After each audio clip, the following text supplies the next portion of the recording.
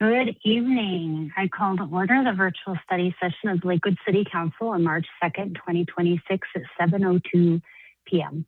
To connect with the council meeting online, please use one of the following links at lakewoodspeaks.org or lakewood.org/council videos. For online public comments, you may post comments of any link to lakewoodspeaks.org. That's our online forum for public comments. We're leaving that open this evening through 10 a.m. tomorrow for anybody who'd like to make comments regarding tonight's presentations and discussion. Mr. Rob, will you kick us off, please, by starting the roll, calling the roll? Mayor Strom. Here. Councilors Black. Here. Cruz. Cruz, aye, excuse me. Here. Cruz K. Here. Furman. Here. LeBeer.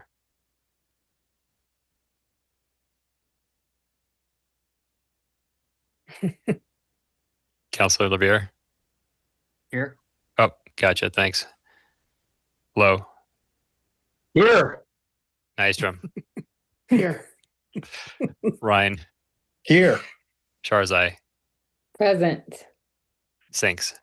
Here. Great. Thank you. Mayor, you have a quorum. All right. Thank you, everybody, and welcome to the ever so exciting topic of policies and procedures. Appreciate the opportunity to, again, look at the rules that govern the work that we do to try to find ways to be more efficient, effective, and responsive, in addition to, sometimes things come up when we just need to reevaluate things. So looking forward to the opportunity of going through that discussion this evening.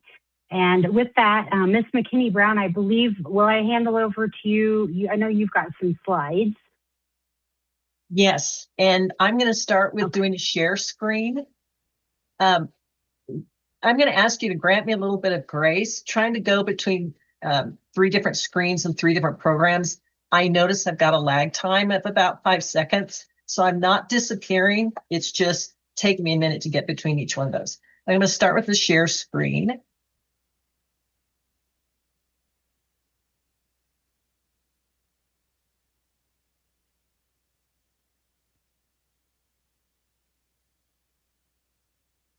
And I'm showing that you can see the slideshow.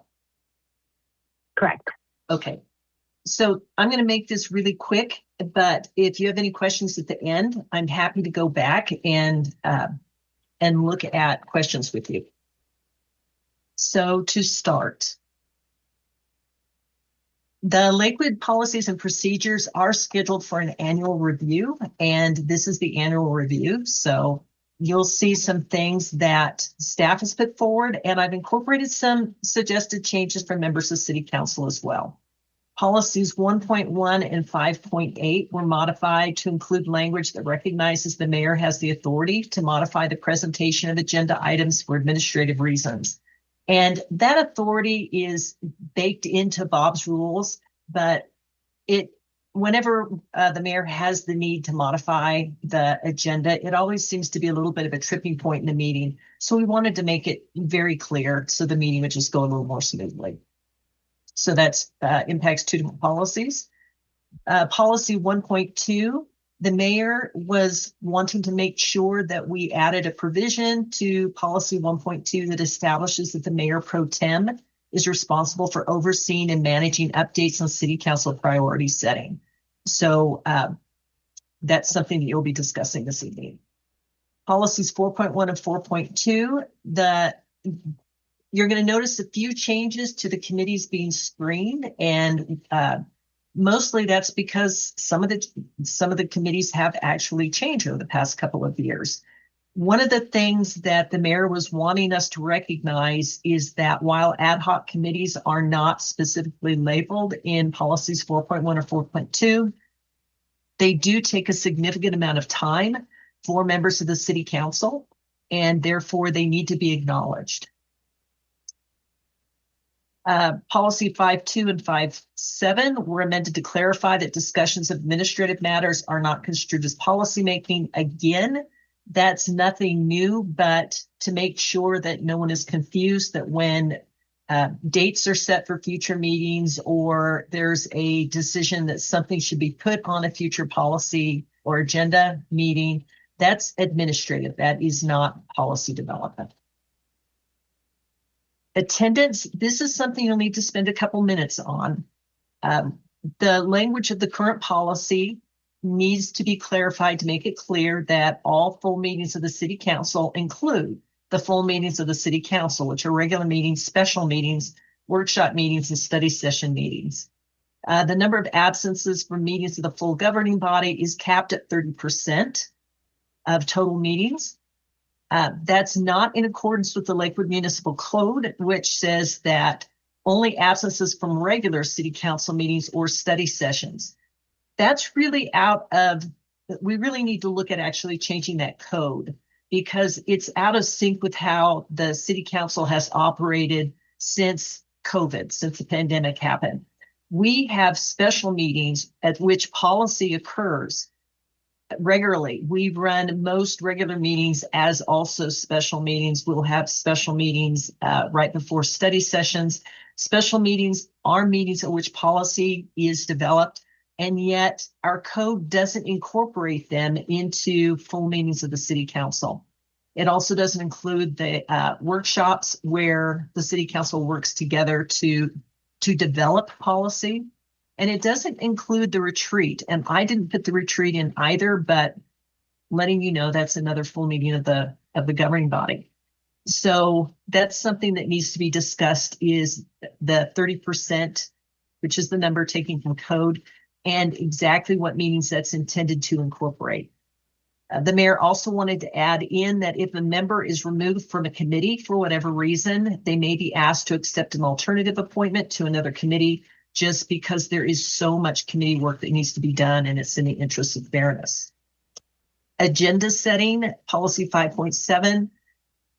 This one came through from the mayor as well. New requests for future agenda items that are presented during general business may be approved by the city council for assignment to staff for research and report.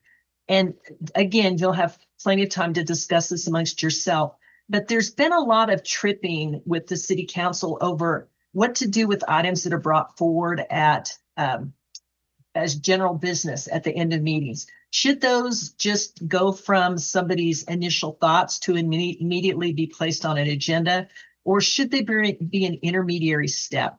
And the mayor would like for the city council to consider an intermediary step that would be, those can be brought forward during general business, but the next step would be they would be assigned to staff for research and report. And then staff will provide a report to the city council within an established time. And then after the city council had the opportunity to review an actual report on the topic, then they would be able to make the decision about whether or not they wanted that item to be placed on a future agenda for future legislative action. So again, that's policy 5.7 is something that you'll discuss in a few minutes. Procedural rules. These were mostly clarifications of making sure that people in the community understand the line between the city council's ability to establish decorum, which the Supreme Court, United States Supreme Court, says you do have, and conforming to First Amendment protections. So there were some minor changes just to make sure that it's really clear that behavior during city council is allowed to be required to conform to a standard of decorum so that meetings can occur. And that comes down to the forum rule, which you've heard me talk about quite a bit, which is an open public forum versus a limited public forum versus a closed public forum. And for the most part, meetings of the city council are closed public forums, meaning that the city council determines what can be talked about and the order in which it can be talked about, and sets those rules.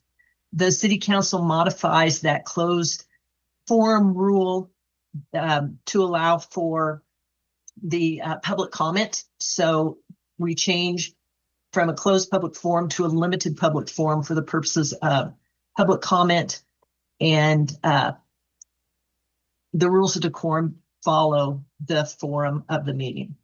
The other thing that we're looking at that we've run into trouble with is that the rules and regulations currently set the time for people to sign up for initial public comment to be noon on the day of meeting. The city clerk's office has moved that to 5 p.m. to try to work with people to the best of their ability. So that additional modification was made just to conform to what's actually happening. Also, it needs to clarify that while the mayor has the right to change the agenda for administrative reasons, any member of the city council can make a motion to modify the agenda. And by a simple majority vote, the entire city council can modify an agenda. So if the mayor's unwilling to do that, but the rest of the city council wants to modify an agenda, they have that right. And finally, there's been some questions about how do we establish whether or not individuals are representatives of HOAs when more than one individual claims to speak on behalf of an HOA. And so there was the additional idea of let's just have HOAs register who their representative is, and that way we know who it is we're to put on the agenda to speak on behalf of an HOA. 512, which was again just clarified to say when meetings need to be recorded and not, and any meeting at which policy decisions are going to be made needs to be recorded. And we also have it live streamed. That meetings where there isn't going to be any policy decisions, like recently, I know that that members of the city council met to walk through the navigation center. There were no policy decisions made. It was just looking at what the inside of that building looked like. And in those kind of cases, it's too difficult to try to figure out how to record every comment anyone makes because they're all over the building. So in those cases, technology just won't work for that purpose. We do post where the city council is going to be actively working together, but wanting people to know that the different forms of meeting may result in different types of recording of the meeting. But verify that if a policy decision is to be made, it must be recorded. And if technology exists, it should be live streamed. Changes to the annual planning retreat. This came in from the Mayor Pro Tem, and the Mayor Pro Tem may want to talk about changing some of this language when you get to it. But the current City Council has modified the annual planning retreat from being an annual legislative resetting of priorities to resetting legislative priorities every other year. And on the off years, working to make sure that those legislative priorities have been met or on goal to be met. So the language about the planning retreats goals was changed in 516. There is a possibility of adding in a policy 517 regarding the new declarations. I haven't put anything in the code at this point. I think that there may be members of staff working on that, and that's terrific. That's something that we can bring forward at any time. Code of Conduct 6.1. Councilmember Sinks has sent out to everybody a copy of some revisions to the Code of Conduct, and she added some provisions on civility standards, and she also added a method of enforcing civility standards. Councilmember Nystrom has also sent forward some additional civility standards. So when you're talking about policy 6.1, we'll make sure those are on the screen as well. There's one more change, and I will be done. The meeting schedule was modified for the limited purpose of showing the order in which city council members' names will be called for roll call votes. It's always confusing if they should be called by ward, if it should be called by the order that people are sitting, and this can change from meeting to meeting. There's been concern that people might feel disrespected, or that members of the community aren't understanding why the order might change. And in the interest of making sure that everyone understands that it's just a process and we're trying to do it correctly, the city clerk's office would like to have the order of names established so it can be done correctly each time, ending with the Mayor Pro Tem and then the mayor.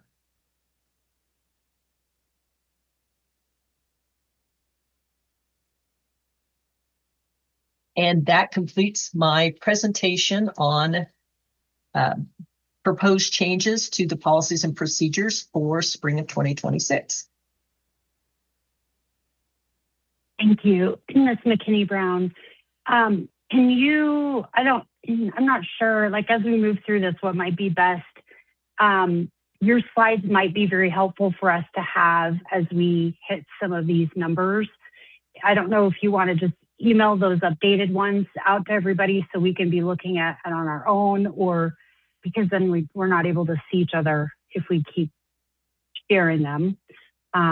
Or we can just try to share them first and kind of see how that works too. At the early part, we don't have much. I can do both. I'm going to go ahead and send those out to everybody. The revisions recognize some of the changes that city council members sent through. So I'll send those through. And if at any point you need me to do a screen share, Mayor, just ask me. I've got both the revised code and my PowerPoint slides. Okay, I appreciate that. So in policy number 1, they really were predominantly just kind of, well, the ones that were added today were spell check, or just updates to verbiage.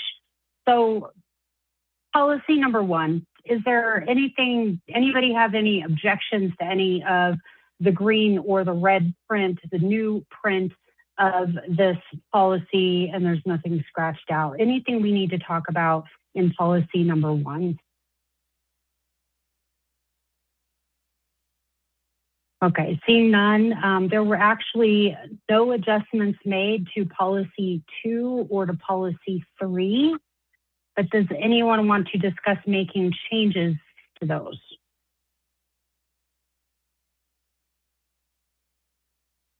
Okay, seeing none, that takes us to number 4.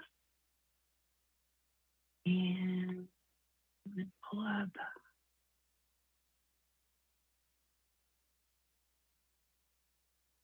Oh, wait, I was pulling up your screen or the PowerPoint, never mind.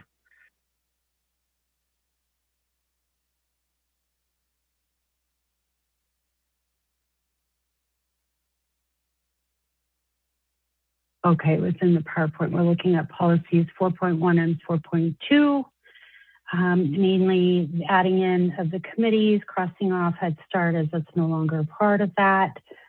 Do we have any discussion that we want to have in sections 4.1 or 4.2?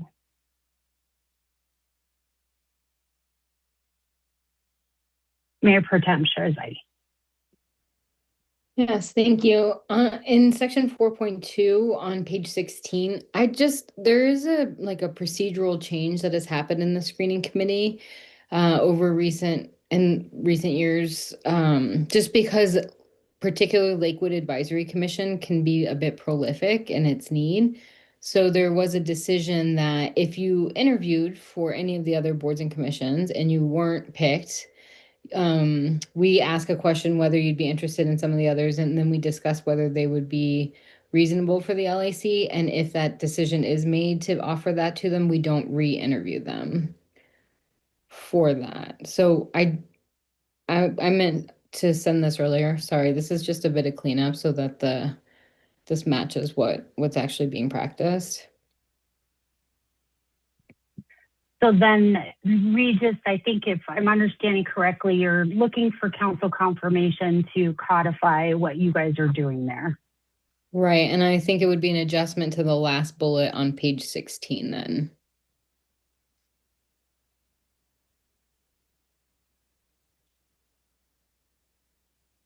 Does anyone have any objections to making that change? Okay, we have no objections to making that change. Ms. McKinney-Brown, would you say that you have enough information to make that adjustment? Absolutely. And if I have any questions, I'll follow up with Mayor Pro Tem later. Thank you. Okay. And again, this is going to come forward to us. I believe it's a resolution, isn't it, that it comes forward? Okay, so nothing that we're talking about tonight is completely final. Anyway, it will come forward. And at that point, if there are additional tweaks that need to be made, that's certainly something that we can discuss. I don't have anything for 4.3. Takes us to 5. This is kind of fun. Not really. You guys toggling between the PowerPoint that I seem to not be able to pull up very eloquently. And okay, so the PowerPoint takes us directly to 5.2. There really is only just a little bit of a tweak in verbiage that exists in 5.0. There are a couple of small things that are in 5.1. If anyone, if there are objections, I will stop. Other than that, we'll start with 5.2. Does anyone have any objections to the changes that were made in 5.0 and 5.1? Okay, so then we'll look at 5.2.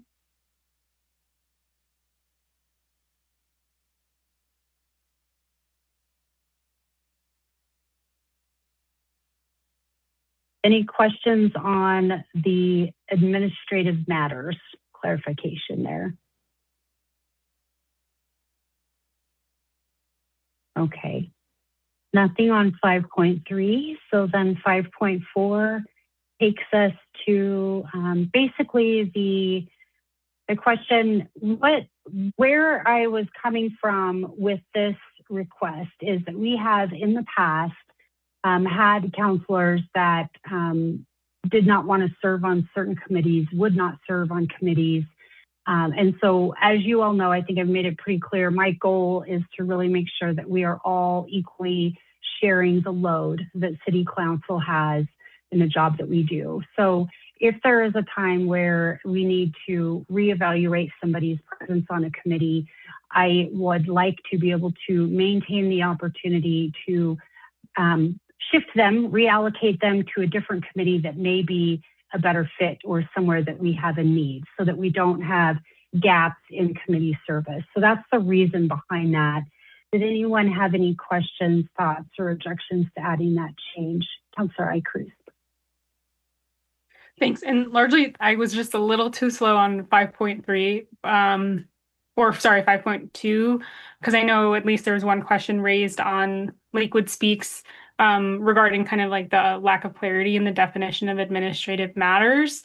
To me, like outlining that it includes setting dates for meetings, agenda setting, other actions that do not establish policy, but is there any way we can write that would be like slightly more restrictive to be clear, but still allow for some flexibility just for clarity in the community? I can certainly consider it. Off the top of my head, I'm going with the standard definition is what I've got. Administrative matters are those matters that can be handled without pre-posting them to an agenda. And there's very few things that qualify. But you can set meeting dates. For example, if not enough people show up to a meeting and you want to reset the meeting for the following night, you can do that. It's an administrative matter. It's not a policy decision. So administrative matters are a very narrow category, but letting people know that they do exist and the city council isn't breaking any rule by making sure that the administrative matters of the city can continue to happen. I'm happy to contemplate that one and see if I can come up with an hour version for you. Yeah, I mean, it might just be helpful if there's concern in the community and also for us too, frankly, because sometimes I think we put we're nervous about coordinating with each other about like award meeting time, which maybe would like qualify as a administrative matter. And so that clarity might be helpful on our end too, when we can feel comfortable in talking with each other about administrative matters. And then to the other, I have no feedback on the other section. Okay, thank you.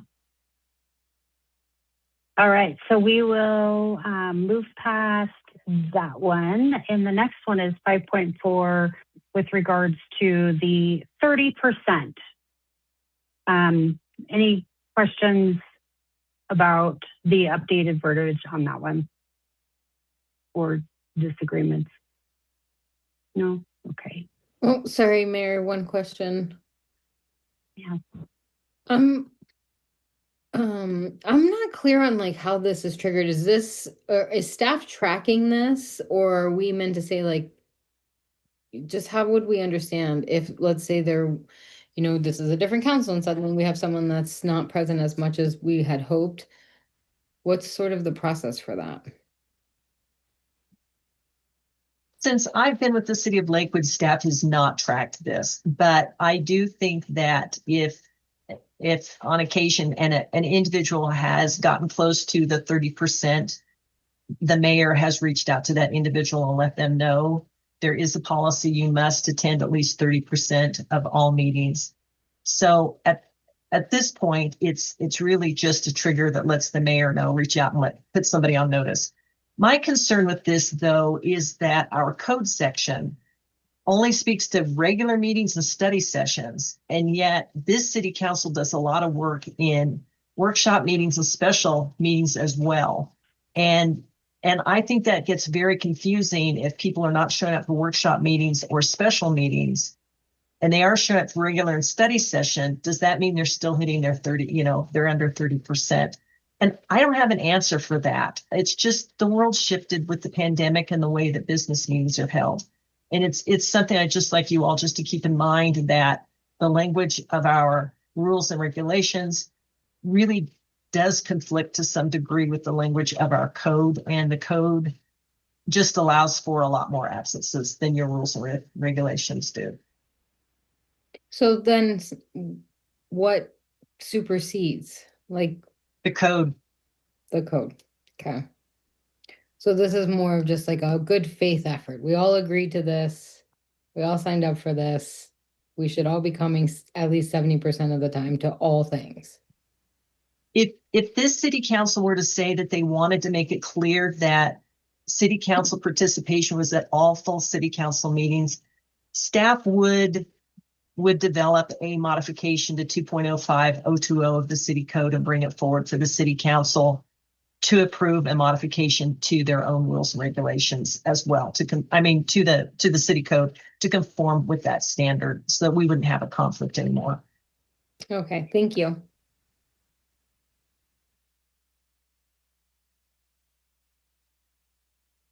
Okay, so that takes us, I believe, to 5.7. And 5.7 is where the question resides. Basically, what I would love to hear from you all and discuss is the current process for the request for council action. At some point last year, we did have a conversation around scoping. We don't always know when an idea comes forward what the cost and or the scope of work might be. So at some point it was floated the possibility of having kind of a bi-level approval process, where first it is one counselor bringing forward an idea, and then that would be where the council says, yes, we like the idea. We would like to learn more about that idea as far as what implementation could look like, or maybe even what other cities are doing, something like that, so that we better understand what the scope of that work is before we put a big yes.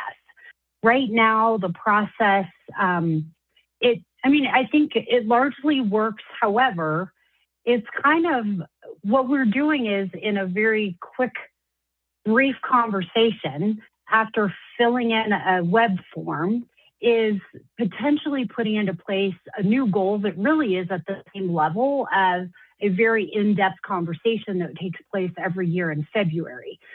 So we're doing some of that without the ability to know and better understand what that project might be. And the way that we're doing it, if we want to keep doing it the way that we're doing it, I'm also, putting that out to council to decide as well.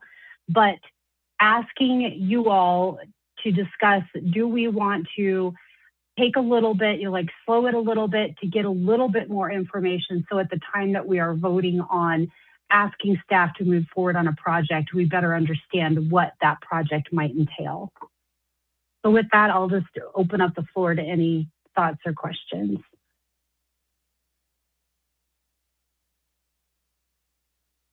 Councillor Eichert. Thanks. Yeah, and I appreciate the consideration put on this, and I know that we talked about this at the retreat. To me, I think that the procedures, as it stands now, allows for a little bit of flexibility that I think is helpful. I think we've seen some requests for council action that are small additions to something that then we would have to put through a process to scope to come back for it to be like a small addition. Like I think I'm like thinking about some of the processes after the zoning with some of the requests for council action. Like not that those were the smallest things, but personally, I don't feel like we need to adjust this process after we already went through a process of making this like a lot more restrictive than it used to be. And so that personally for me, I'm not super supportive of making changes to the process at this point. Happy to revisit it based on our learnings this year, but that's my opinion based on what I've seen so far. Excellent. Thank you. I'm glad to hear that you feel like it's working. Any other? Yes, Councilor Lowe. Yeah, I think in typical fashion, Councilor Cruz put it better and more succinctly than I can, but I second that. I think in a lot of cases it is wise to ask staff for an assessment of staff impact and get that report back. But I think I think that's like a good norm. I don't know that it has to be codified as a policy and procedure, because I also think there are clear cases where that's not appropriate. I mean, I'm trying to, for instance, imagine how that would have played out with the request for council action involving what ultimately became the ad hoc committee. Like that was something that I think several members of council did quite a bit of the drafting on. Or there's been other requests for council action where we've sent things to the planning commission, right? So I mean, there are definitely cases where it's not sort of primarily a staff lift. In cases where it is primarily a staff lift, I think that's it's often a good practice. But I think council should. I think it's reasonable for someone to say this could be an impact to staff. We should ask staff for an assessment of what this looks like and have them report back. But I think that can be a discussion that we have depending on the request that's in front of us. Perfect. Okay. Any other thoughts on that? So then by raise of hands, do we feel like their current request for council action process is satisfied, is satisfying the way when you guys have things you want to move forward? Are we good to let that continue the way that it is?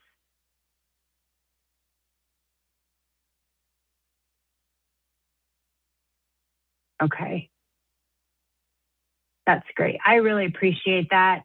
I felt like it was what the feedback I was getting was that it was not ideal. So I'm glad to hear that we, while it's not perfect, we've gotten it to a pretty good place. So thank you everybody for that. So we will just leave that as it was.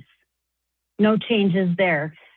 So submitting requests for council action will come forward on general business as it has been in the past. And then as per our two counselors' ideas, if we decide in our discussion in general business that we would like to have some scoping and then come back to us for another vote, we can do that, but it keeps us flexible. Okay, perfect. Thank you, everybody. Then that moves us to 5.8.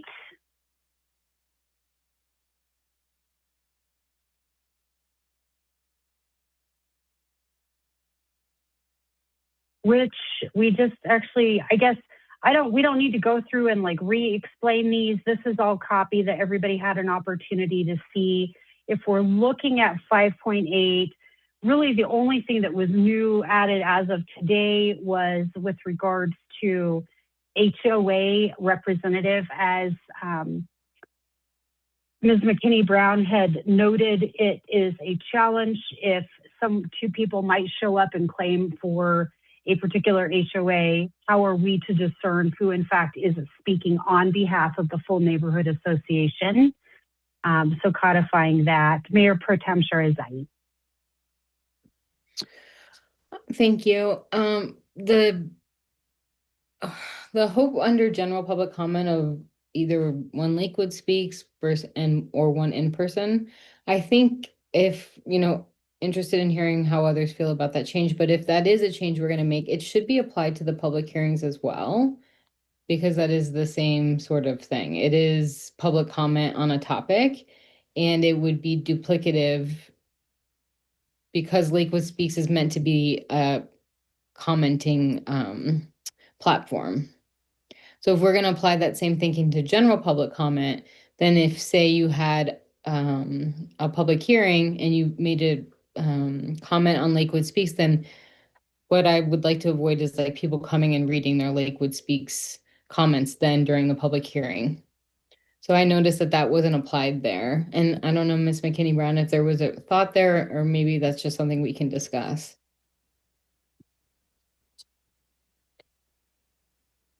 No, there was no thought there. Sorry, I'm struggling with this again. We wanted to make sure the language was placed where members of city council had asked for it, but we just didn't put it under public hearings.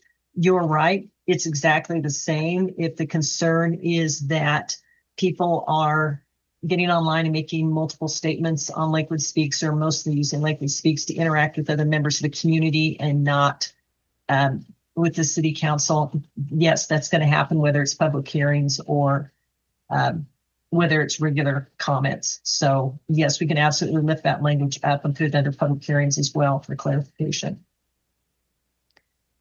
Thank you. I was still stuck on HOA. Can you clarify with me what section we're talking about? Sorry, I'm looking through the whole the whole policy 5.8. So when we get to I'm looking 32. on page 32, general public comment. Each speaker is limited to one statement, either in person or virtual, or any agenda item. That same clause should be applied to public hearings as well. Oh, I see. Okay. Yeah, thank you.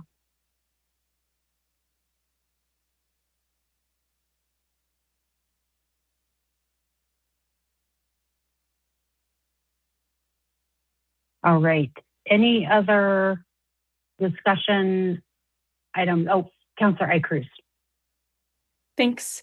Yeah, I would be curious if, to me, I see the concern around, and we do see people coming and reading their Lakewood Speaks testimony, but at the same time, I do think sometimes it's helpful if people want to be as part of the public record, like to have their comments submitted there. And then also I've seen sometimes like people will listen to a hearing and then have like a new thought that they want to add to us. So I don't personally feel as married to this idea or this change as Mayor Pro Tem, so just might be a respectful point of disagreement on that. But I just wanted to lift that up because that would be a pretty significant change in how we've been seeing some people interact with us as of late. And then I'm happy to go to the HOA thing later, since I feel like we should just wrap this one up first. Mayor Pro Tem. Yeah, thanks. And thanks, Councilor Cruz, for bringing that up. You know, I also don't want this to be like overly and burdensome for staff to administer. So to the point, and we saw this on on a comment on this from a constituent today, is there even a willingness to like release comments after the meeting, right? Because it is hard when comments are being released during the meeting and then those folks are coming up to us at the same time. So could we have up till the meeting, this is what Lakewood Speaks online comments are during the meeting. These are the people who are speaking in person. And then city staff is welcome to release any additional comments that come through Lakewood Speaks at the close of the meeting. So it doesn't sort of complicate things, and it doesn't disallow for folks that may have a thought after they saw the conversation unfold. I'm not trying to decrease this, but we have seen a dissolve on that platform and turning into, you know, sort of other social media platforms that our community uses that are not always helpful. And that sort of back and forth in real time, I think, doesn't always contribute in a positive way to the conversation. Are there ways to still allow that to happen, but allow us also to get through the work? Could maybe a compromise be acknowledging that someone might be there and in person and speaking out loud? They're also allowed a public comment on Lakewood Speaks for that issue. But to that point of the back and forth is not what we accept in chambers, and really the back and forth should not be existing on lakewoodspeaks.org, that this is not meant to be a back and forth blog dialogue. It is designed to be the public record of the meeting. So could we maybe land in a place where, yes, if you've submitted a public comment at Lakewood Speaks, you can still come in to chambers and say it publicly, but we're not going to be doing multiple comments on Lakewood Speaks by individual commenters. We don't allow that in chambers, and why would we allow it in a different forum that's designed to be in alignment with the way we operate in chambers? Councilor Icruz. Thanks. And yeah, I think you all have thought much more about like the weeds of implementing this than I have. So happy to continue being conversation. We don't have to land anywhere. I think like, and I would love to also understand where maybe like the limited versus open forum rules kind of align on this. And like, is there maybe something we can do other than limiting the number of comments in the public hearings, which are, I think, still like a limited public forum, right? Like in terms of what kind of back and forth can occur on Lakewood Speaks. Because I could see that there being a difference in some of the policies and procedures for general public comment as an open public forum. So we don't have to like hash all of that out tonight. And from my perspective, and maybe I'm not in the majority opinion on this, I just think that, again, like just for the purposes of thinking about how our residents are interacting, I think there's a lot of the instance of it sort of devolving, but there are a lot of situations in which we do see people come back with some information or some questions. So I just really want to make sure we're as open as possible and appreciate the conversation. Mayor Pro Tem. I would be open to even considering sort of what you just suggested is like, if we are limiting people to one comment on a topic or in general public comment in person, then that same standard should be applied to Lakewood Speaks. So whether they do it in both avenues, fine, that I'm willing to compromise there, but they can't do it multiple times in Lakewood Speaks, because that is where I think we're seeing, there's so much from this council around civility. Like when we allow them to sort of go back and forth on that is not helpful, and they have other avenues for which to do that. So if we could apply that same standard of one and done, just as you would if you were in person, because it is meant to be an extension of what public comment would be like in person.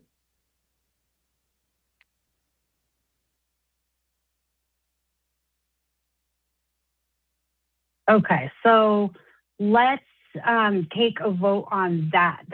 I got hands up. Councilor Lowe, then Councilor Nystrom. I think the compromise you all were talking through makes sense and is good. One on each.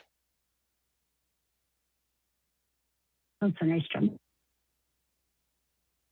Yeah, I guess I'm just not clear on how this would be administered. Like, are we going to require staff to be monitoring Lakewood Speaks throughout the entire meeting and saying, oh no, you've already submitted something, and taking another comment down, and that could create another scenario where people are feeling like their voices aren't being heard and those types of things. I don't know. I've recently, I read all of the comments. I don't think recently that there's been as much back and forth or vitriol, but not to say it's not going to happen again. I just don't know how administratively you would handle that.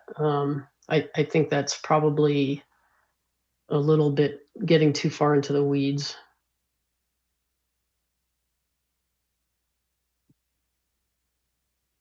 I thought I saw another hands up.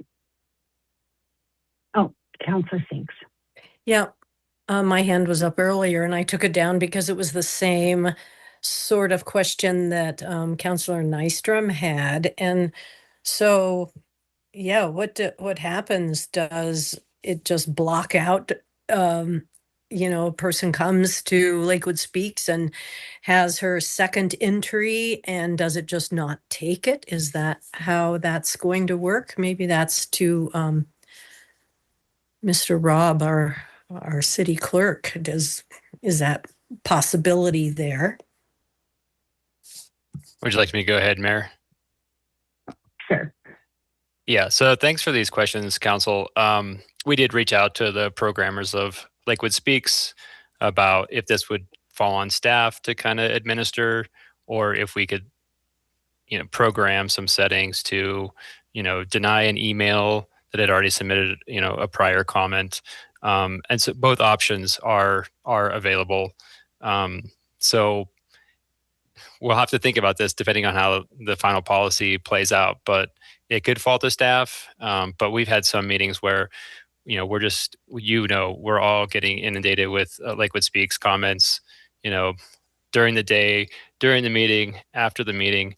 That could be challenging for staff. And so we might have to think about some program features to help us with screening duplicate commenters.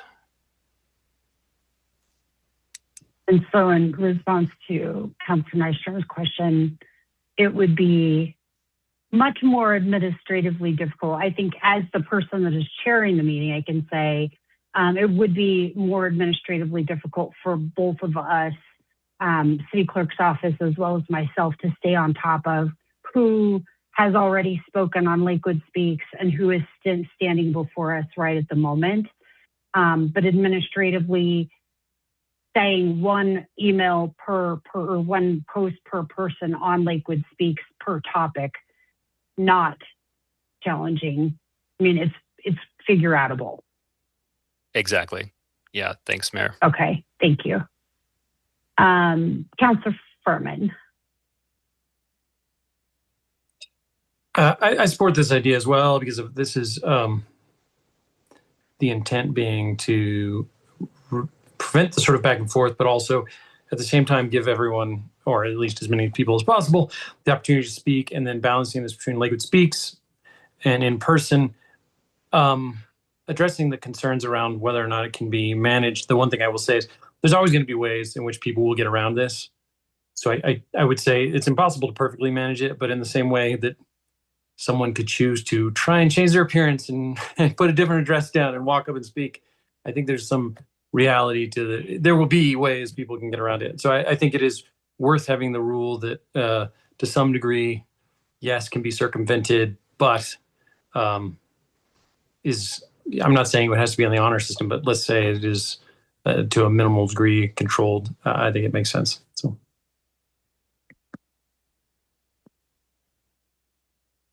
Okay, so with that, then I will put forward.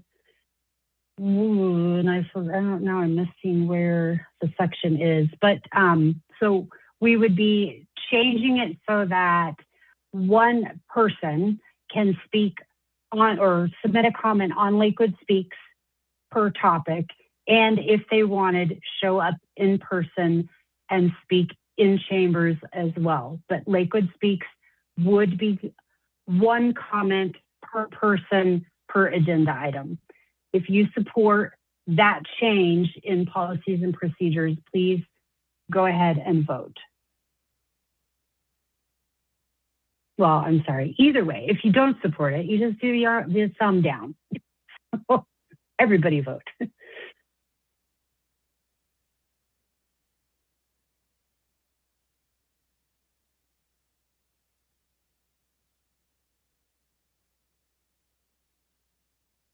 All right, so that's 8 yeses and 3 noes. Noes being Nystrom, Cruz, and LeBure if we need it.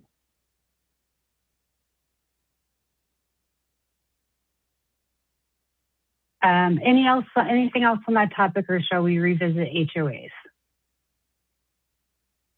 Okay, so for homeowners association, I would like to have something that formalizes that we need to know who is actually representing a neighborhood association. The verbiage that's in here says HOAs who wish to be represented as a neighborhood registered or a registered neighborhood association may register their selected representative with the city clerk. I might offer something or bring a letter from the board so that there's some nimbleness, because they may not have someone registered but is actually the person that is able to show up on that Monday. So having an opportunity for the HOA, or maybe they register the entire board. We do have a registration or a list of registered HOAs with the city. So this is something that we can update. Councilor Black, you had your hand up. And then I took it down, but Mayor Strom, I really like what you're saying with creating a little more nimbleness. As somebody who has worked with many neighborhood associations, I know that they're a lot of times run by volunteers and they need to be kind of quick-footed and sometimes need to make last-minute changes, but still should have the ability to send a different representative than someone who's maybe officially listed. So I like the idea of maybe a letter or something else that provides for that. Okay, thank you. Can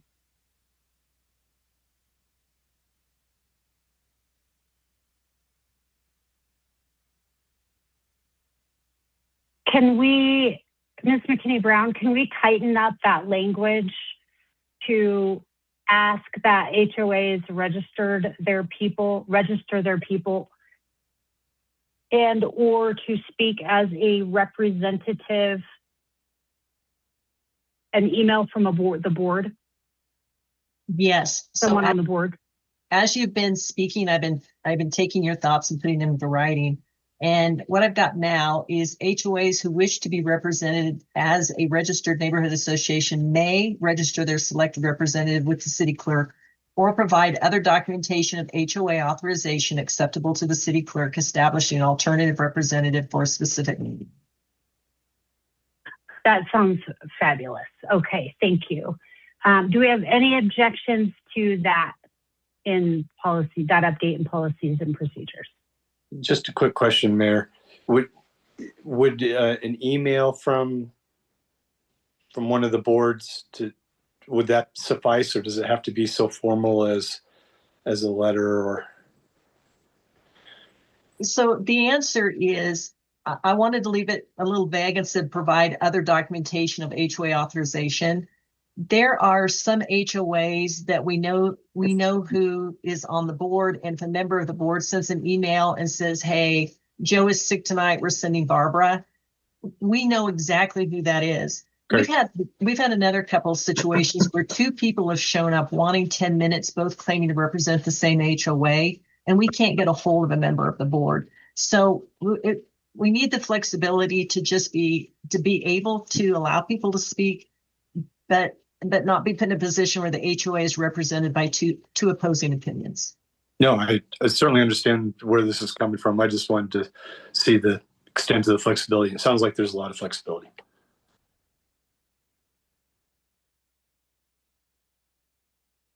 Councilor Cruz. Thank you.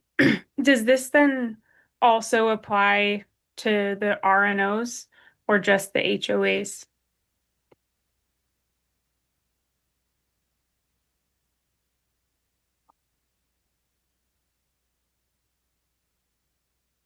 Ms. McKinney-Brown, are you talking? Yeah, my cursor is jumping from screen to screen, and so I think I'm clicking unmute, and it's on a totally different screen. Right at the moment, the only place that we've got the automatic 10-minute cooling is for HOA representation. Oh, and registered neighborhood associations. It's a dual term in your existing code and your existing rules and regulations, so it would apply to both. But that's it. It's just public hearings for HOA representatives and registered neighborhood associations. Okay, yeah, that's helpful. I think it would just be helpful for it to be clear that this is a standard that's also important for the RNOs as well.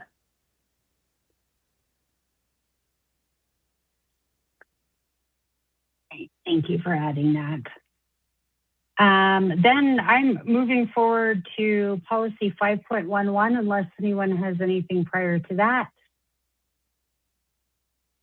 Okay. Policy 5.11, just briefly, the order in which I move through I don't want to say agenda items, but the steps within the agenda items is slightly different than what's listed there. What I have been trying to do is have council, we do the presentation first, council questions and discussion, and then we do public comment. So that way the public is informed on what the council is thinking and what kinds of questions they have, so they can feel more informed speaking to the topic after hearing a little bit of where council is on things. So that was my ask, is to switch those two so that we go presentation, discussion, then public hearing, and then we do the motion. Any objections to that? Okay, so we'll just move forward there. Let's see, what else do we have? 5.12, I'm looking at the PowerPoint. I don't know if there's anything that we necessarily need to talk about on that one. Please don't hesitate to stop me though, you guys, if there is something that you want to spend some time on.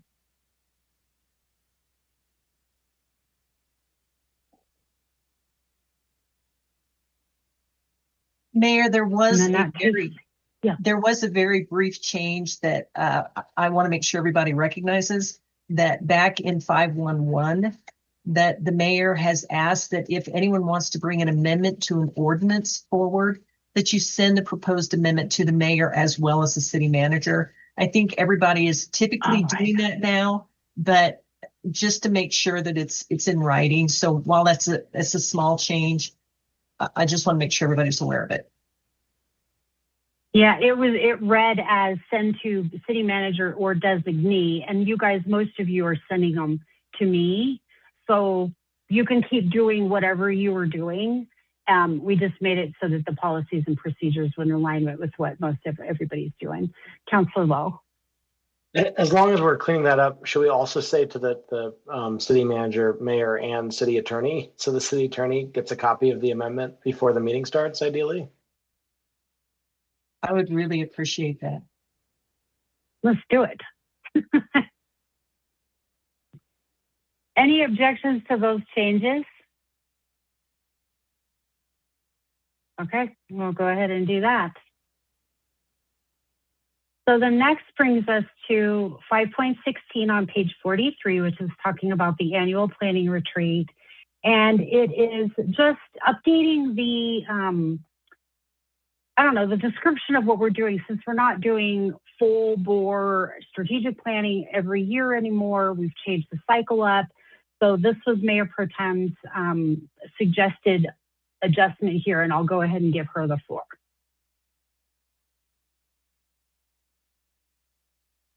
Thank you.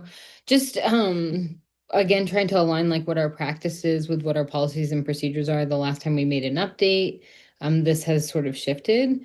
And then in addition to that, so happy to hear what colleagues are thinking on this cleanup, but I did want to offer one shift is just, instead of it saying in the first year, could we just name, it is in even numbered years that we are meant to do the planning, and allow for like a caveat if there is some disruption to the even years are the planning years, the odd years are the review years, so that if, another pandemic hits and we have to readjust, that there's allowance for that. Just so people who are new can understand like where we might be in that timeline. Yeah, that's a really good point. And just for everybody's information, the way that it lands now is that original planning year is that first year of the new council. So we had election in November, you have new council members, you moved forward to February. Now the entire new body gets together and creates these goals. And then that second year, theoretically, the entire council is the same. And so it's just refinement. Then, rinse, wash, repeat. We have another election and then we start over.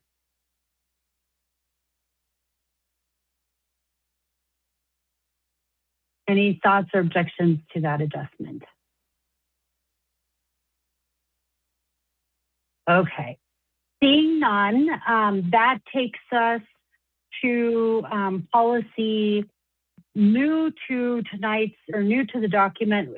That would be policy 5.17, which we still have, I believe, work to do to fully bake this process. But I wanted to check with council and see how the way we did it last week was a little bit different than we had originally discussed at retreat. We still have an opportunity to hear how other municipalities are doing said things. So we don't have to firmly land on anything right now while we're waiting to get more information on how other cities are actually doing this. But I wanted to just check in based on how we did that last week, where we went through and just individually were able to verbally say, I support this. It wasn't a formal vote. Did anybody, I guess, did that not feel good or right to anybody? So maybe if we landed on something similar to that, it could fit. Part of this, we also, I think it's really important to remember and think through possibilities where, you know, last week it was easy, everybody was aligned. But that's not always going to be the case. There may be a circumstance where someone wants to put forward a declaration that says no more bike lanes. And so if we have something that's coming forward that people don't agree with, I'd ask you to kind of chew on this. And again, we don't have to land on anything specific tonight, but we're trying to flush through this so that we can get us to a place a little bit quicker than in 6 months. Councilor Black. Yeah, and speaking to that, as someone who's so new to this body, I just want to put this question up for us. The one thing about not voting on something is then everyone has to speak on it, and that process just takes a long time. And that was the one thing I noticed. And to your point, Mayor Strom, it worked pretty quickly and pretty smoothly because everyone was on the same board. Or on the same page, excuse me, but I could see a scenario exactly like what you're talking about, where if there's a requirement because we're not putting in an official vote, that everyone sort of has to speak up and share their thoughts on it, that it could take significantly longer than what we're perhaps prepared to sit through. So it's just something for us to think about. Thank you. Councilor Lowe. Yeah, thank you. I had similar thoughts to Councilor Black. I think it's a good point. And I mean, there's a couple of other things to do. I think there's a couple of other reasons that I would tend, unless someone else comes up with a good argument to the contrary, to lean toward a vote if we can do that. Number one, the mayor said it herself. I mean, there could obviously be declarations that we're not so down with. There could be, you could imagine, not on this council perhaps, but a future council, a councilor bringing forward a declaration that some of us really don't like. If there's no vote, even if some of us don't sign on to it, you could imagine an impression being left in the community mind. It would be easy to imagine, like, for instance, media reporting that Lakewood City Council issued a declaration and not adding the nuance of a bunch of people didn't sign on to it. And, you can imagine declarations that we really didn't want to leave any question in the public mind that the council was for it. So I do think, we vote for a reason. The votes are clean, they're efficient, they're a clear way for us to express on the record whether we're up or down on something. They are more efficient because they don't require each of us to sort of weigh in and opine with whether we're signing on or not. And frankly, I think we saw this a little bit the other night. Like there is a little bit of a catharsis. Like people, when folks in the community really want a declaration, like I think they reasonably want to see a final vote taken. There's a sense of sort of catharsis and a sense that the stakeholders are getting a vote. So unless there's a really strong procedural reason not to do it, my inclination would be to have a vote. Thank you. Councilor LeBure. Yeah, I would just repeat and echo what the last two councilors have said. And that's all I have. Thanks. Okay, thank you. All right, everybody. And then the other, I do know it mentions in here that this thing would exist or would come forward under city council reports. We would keep that under general business instead. So that way it stays clean as the other requests for council actions. So that's all that I personally needed on that topic tonight. But was there anything else that anyone wanted to bring forward on the declaration this evening before we move past this? Okay. Then we have the code of conduct. And with that, Councilor Sinks, would you like to say a few words? Yes, thank you, Mayor. So what I wrote up came from a couple of different places. It came, first of all, from my great gratitude for the wonderful collegiality that we have and the great respect, and not wanting any new election to, a special election or election of new people to come and destroy any of this great collegiality. It also came from the National League of Cities. I read an article addressing the decline of civility in public discourse, and I used that as a framework for what I wrote. And also, nightmarishly remembering the lack of civility from other councils and never wanting to go back. And so with that in mind, and also a point came from the retreat as well. So I think as new people come in, it's like, here's the policies and procedures manual. And for this to be in writing for new people sets the bar, sets the level. This is the expectations of how people treat each other. And I think this council, again, is a personification of that, and we want to keep it that way. And so just to look at a few points that might be new or not. So before meetings, we talked about this in retreat, the second bullet, submit them in writing by 3 p.m. We talked about that. Somebody threw out 10 a.m. and we said, well, we'd be even happy with 3 p.m. Submission of amendments. So that would be awesome if we kind of established that and had that as a bar. And then just the statement on the last bullet, how it's not productive to blindside people with new things that are coming up, and so to socialize any amendments or new things. Second bullet on the next section, at meetings, stick to the facts. We know that there have been personal attacks, innuendos, unsubstantiated accusations from previous councils, and we never want to go there again. And so I think to have it in writing would be very, very good. And again, last bullet, seeking common ground. So that's what I gleaned from that article that I read from the National League of Cities by Morgan Knight. You can all read it too if you want. And so with that, I'll close. Thank you. Thank you. And I'll open it up for discussion on, so these would be additions to pages 47 and 48.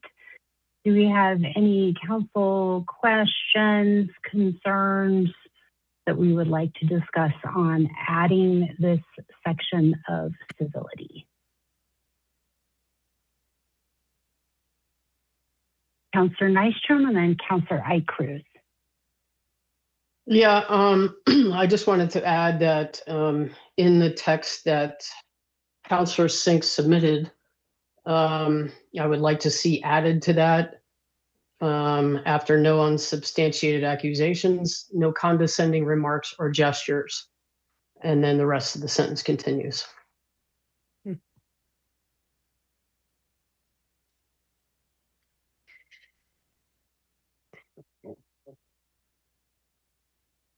Okay. Let's do now. Okay, we're going to come back to that. So Paula, we're going to hit that. We'll hit Councillor Sinks, Councillor Nystrom, but first I want to hear from Councillor Cruz. Thank you. Yeah, and I really appreciate kind of where this is coming from and a lot of the points in here. I think that I have two kind of concerns with it that I'd love to walk through. Number one, I think there are some things that are duplicative of other sections of the code in here that I'm just like a little bit confused about how they would be differently enforced or if they're phrased slightly differently. And so I think that maybe we would want to refer to it or something, but to me, having slightly different versions of things in different sections, like namely the 5 minutes piece, I think the amendments piece, I think might also be somewhere else if I'm remembering what we just talked about correctly. So that's just one concern that I have. And then I think the other concern that I have, right, and thinking, and I totally agree with where you're coming from, like thinking about how councils have been, how how it could play out to continue to enforce good behavior. I also think we have to consider a situation in which a mayor or whomever would be in charge of enforcing these rules, such as could lead to censure, might interpret some of these words that are well-meaning but rather vague and could be really weaponized against certain people. So like I'm thinking about like even like the idea of like condescending just like that's like a really open conversation. And also like I do agree, right? We should seek common ground and consensus, but a disagreement, but part of our job is to disagree with each other. And I don't think that it should be grounds for censure to do so on the dais. And yeah, so I think to me maybe the concern is with some of the enforceability through censure of some of this. As general terms that we're trying to agree to and allowing for a process of censure, totally fine with that. But I would just hate to be in a future in which some of these things that are set out forth could be used in a way that we're not intending them at this time. Okay, thank you. We have two hands up. Are those hands up specifically addressing some of what Councilor Cruz said, or you guys have two different other comments? I'm speaking different. Okay, so we'll go Mayor Pro Tem, and then Councilor Furman will come back to you after we're addressing Councilor Cruz's comments. Mayor Pro Tem. Ms. McKinney-Brown, can you remind us, because we spent a lot of time on policies and procedures a few years ago, we had this in there and removed it. Is that correct? Because of what Councilor Cruz just sort of articulated, like it is hard to enforce, and condescending, I mean, that is just a really subjective thing. So we made the decision, because censure is always available to you as your First Amendment right, that it was not, because it would cause confusion and perhaps future bad actors could misuse that sort of interpretation. So just putting that out there for discussion. The City Council, according to the United States Supreme Court, always has the right to enact a censure. And therefore it was removed from the code. Figuring out what a respectful means of enforcement might be is difficult. 2 years ago, when you were acting under Robert's rules did allow for the mayor to stop somebody from speaking who is violating violating Robert's rules. Then there's confusion about the difference between First Amendment right to speak and a legislative right to speak. So when you're acting as a legislator, you don't have the same freedom to speak as you do under the First Amendment. They are two different forms of speech.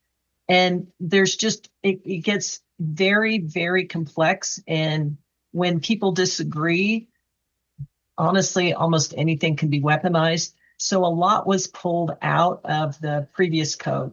Whatever this City Council is comfortable with, we can certainly come up with language to support. And I'm going to turn off my audio and let you discuss.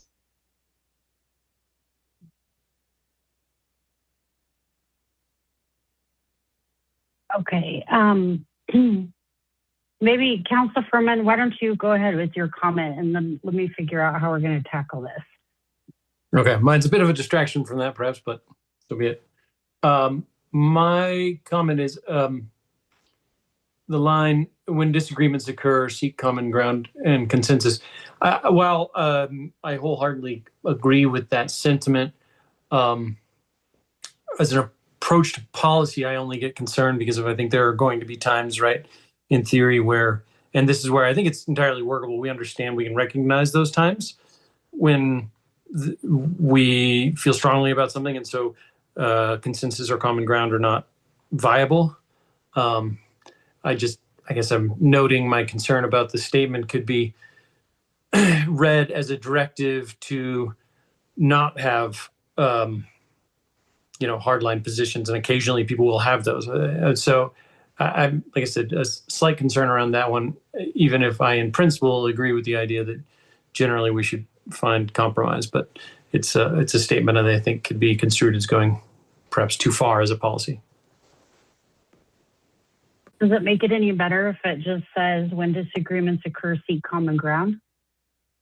Is it the consensus word that's probably? Yeah, I think it would make it somewhat better without. I mean, the concern, like I get the intent. I'm not trying to diminish it, but it makes it look, when we put it in as a policy, it looks as though I think we are pushing the idea that as a body, we don't want strong opposing views, right? I think that occasionally will happen, and I think that's acceptable. And so that's the only concern I have there. So maybe if it doesn't say consensus, you get closer to that concept that it's good to try and find ways to compromise, accepting the reality that that's not always the case. Okay, thank you. So Councillor Sinks, I'm going to come back to you. You've heard comments from a few councillors, so I'm curious, are there any adjustments that you would like to make to the civility statement before we start voting on things?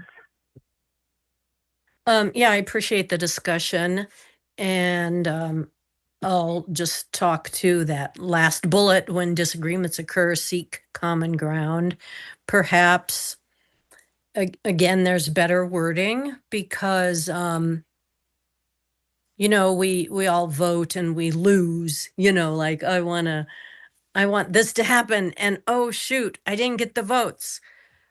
What's my reaction going to be to that? So maybe we could change some verbiage that we, I don't know what, don't hold grudges or something. So yeah, I'm not holding on to that last statement as is written about seeking common ground. I didn't look at it that way, that people are going to vote differently and we don't all have to vote the same. I wasn't thinking of that. So I'm fine with throwing it out or rewording it, either one. As far as having to get rid of all of any reference to civility, I think that would be an unfortunate thing. I also don't think that if someone, I think censure is there for extreme conditions. I don't think that if someone is, on their phone or whatever, not listening, nobody's going to go right to censure, but I think setting the bar on this is how things ought to be. This is how counselors ought to act and how we ought to act towards each other. I think that's a reasonable goal, something to put in there, because again, I shudder to think of some relationships that have happened in the past and that can happen in the future, and it's there. I mean, especially in this day and age. So I would be very disappointed if there weren't some sort of civility, something for us in our procedures. So I'll leave it at that. Thanks. Thank you. Councillor Ryan. I completely understand where you're coming from, Councillor Sinks. I mean, one of the things I do cherish about this body is that we do treat each other with civility. And I can see your goal of wanting to make sure that other councils also strive for the same notion of having vigorous debate and disagreement, but still being civil to each other. I mean, it's one of the reasons I ran for city council in the first place, because that did not exist in the past. I also share, though, the concern about the majority weaponizing civility rules against someone they just don't like for some reason, or they just want to shut them down. And so I wonder if this might be something that we could work on language for the, before the city council full vote on this. If you thought about language prefacing all of this as that city council aspires to, right? Some aspirational language rather than thou shall type language. And I don't have suggested changes or not, but I'm very appreciative of you putting the work of putting this together, but I'm also very leery of some of the concerns that others raised as being very real and something that I've frankly seen in wearing one of my other hats in life. Councilor Icruz. Thanks. Yeah, and I appreciate where you're coming from, Councilor Sinks, with wanting to have civility more clearly highlighted. I just think, like, from my reading of like the policy 6 around kind of our expected conduct at council meetings, our expected conduct with community members and all of that, just like a little bit further up, I wonder if perhaps instead of creating a new civility section with a specific enforcement mechanism that, again, sorry, the main point, also say I would be more supportive rather than adding all of this section of maybe reworking some stronger civility language at the back end of what already exists with regard to our code of conduct.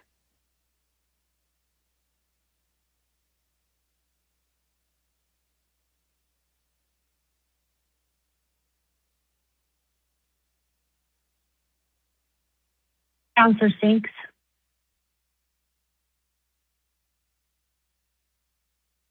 Councilor Ryan. We could do. Did you want? Councilor Ryan, did you have your hand back up? Okay. Sorry. Okay. Sure. So what are your thoughts? Would you like to, we could look at there may be, maybe if we remove the censure one, Councilor Icruz also mentioned the 5 minutes was duplicative. We could talk about adjusting some of these or taking them out outright, or if you want, we could work on this and bring it forward when the resolution comes forward, where maybe we're integrating more of this within the body, as Councilor Cruz had suggested the idea of, or we can just vote on it tonight and do that too. So how would you like to move forward on that? Yeah, I don't see anything wrong with having it in one place and another place, because this is pointed at how we act. And if it's touched on someplace else, that doesn't bother me a bit. And so I don't know. I'm not hearing that there's a lot of support for this at this stage in this way. And so if people would like to work it in under the code of conduct, I'm sorry, I didn't even look that up and compare any differences. So yeah, if people would like me to, or like our city attorney to see about working it in someplace else, I'm fine with that too. Councilor Lowe. I just wanted to say I don't disagree with a couple of the points that have been raised, but like Councilor Sinks, I like 90% of this a lot. Just for what it's worth. What I kind of hear mostly is we need, because there's a couple of things that people zeroed in on that ought to be changed, but I think most of it is quite good and nice, and at least that's my 2 cents. And and is a nice standard. I mean, particularly if we make it a little bit more aspirational, perhaps just delete the bullet about consensus, which I think fair points. Maybe you were to remove the censure provision, which I totally get what you're going for there, but given that we already have censure, maybe not necessary. But like I feel like there's a core here that is actually really worth doing, either here or in our code of conduct. So rather than just give it up, I would say maybe we move off of this, do a little bit more wordsmithing based on the feedback you've gotten, but don't. I wouldn't say give it up. I think having something about civility, given everything going on in the world, is worth doing. Just with some of the comments maybe we've gotten and making some revisions. So, and thank you for working on this. Yeah, so thanks. So I submitted this to our attorney because originally, so I actually am looking on another screen, and I don't have anything originally about censure on what I submitted. And so I wonder if I could get clarification from our attorney if censure was added or how you might have changed that. So Yes. Yes, Councilmember Sinks, when you were asking me to come up with some form of enforcement, I was trying to come up with some kind of mild enforcement based on the parameters that we might have for enforcing civility. So that's basically what our tool is for enforcing civility. Mm-hmm. There was some enforcement under Robert's rules, but it did not get carried over into Bob's rules. So while parliamentary procedure is not typically civility, parliamentary procedure definitely is, does require a level of decorum. So typically how we, the city council, has dealt with decorum issues has been through parliamentary procedure, not through your rules and regulations. And you've used the enforcement tools of parliamentary procedure. But you're right, when you're asking me, is there some kind of respectful enforcement tool that we can use? We've lost that by moving to Bob's rules. And at this point, other than the mayor just reminding someone that they're being rude, there is no real ability to enforce. So I was coming up with whatever I could come up with for some form of respectful enforcement.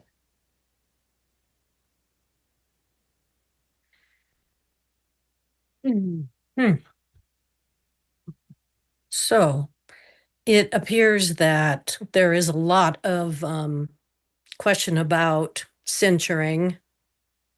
And in my opinion, how is it enforced?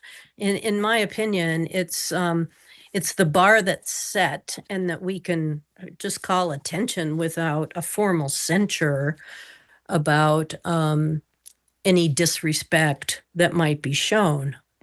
So does that sit better with the council, knowing that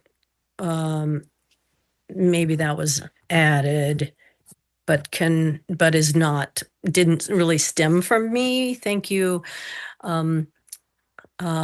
Brown, that you helped me out, but maybe we don't want that. So, Mayor, what should we just talk about the censuring piece or whatever? What about censure in general? Does everybody feel supportive of the idea of formalizing some kind of censure process, or do we not want to go there in general? Mayor Pro Tem. Yeah, thanks. Councilor Sinks, just what I was referring to was in the last version where it was Councilor LeBure and when Councilor Maya Guerrero was on us, there was a pretty explicit part to the policies and procedures that like really sort of showcase the behavior, how we want to treat each other, that sort of thing. And there's few of us standing, but some of us have been on an abusive council, so sort of know what kind of bad behavior we're trying to ward off here. But also in that experience, realize that there really is no way to enforce that. So it does, if what you're asking for is this, an opportunity to put our values in writing, sure, you know, I could be open to that, although we had made a decision that because it's not enforceable, it really didn't have much value because it already exists in the code of conduct. And whether we put censure here or we don't, it's always available to us. That is our lever that can always be pulled. So whether we want to be explicit or not, I don't think that matters because it's always available to us as a body.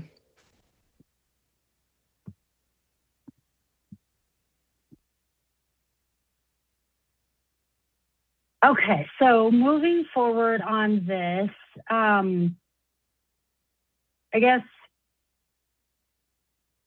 I mean, we've got two different paths forward, you guys. We can not do it and come back with something different, or we can talk through doing it, but removing certain elements, like the duplicative 5 minutes. We can remove the censure element if that's what people want to do. I need some hands to help me understand how you guys would like to move this forward.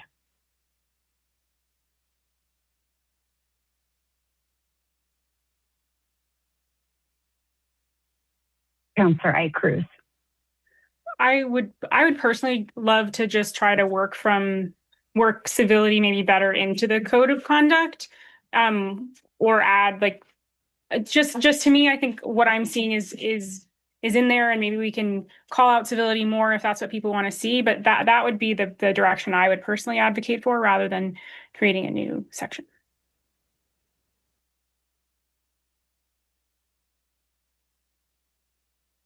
Okay, I see one nod.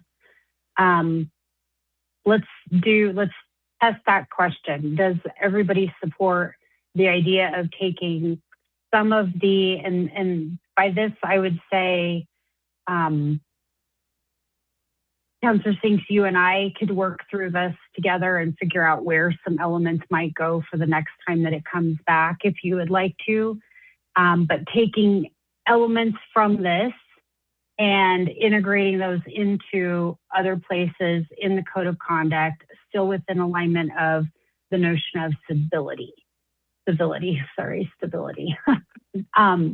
everybody, I guess, if that does not work for you, if you're not supportive of that, please let me know. Otherwise, what we will do is Councillor Sinks and I will move forward together on this.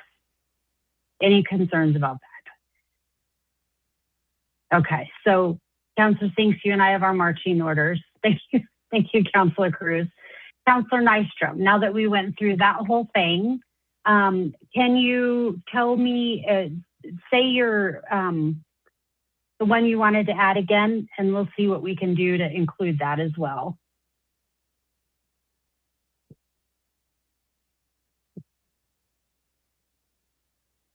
Yeah, my suggestion was just to insert in what Councillor Sinks had already laid out, you know, as I said,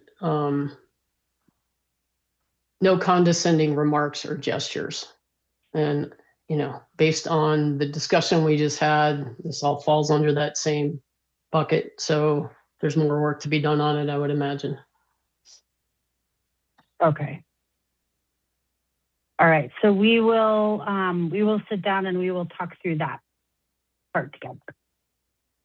So stay tuned, everybody.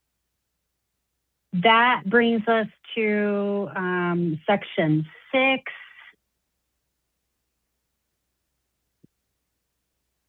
Unless, oh, I think was that the last section 5.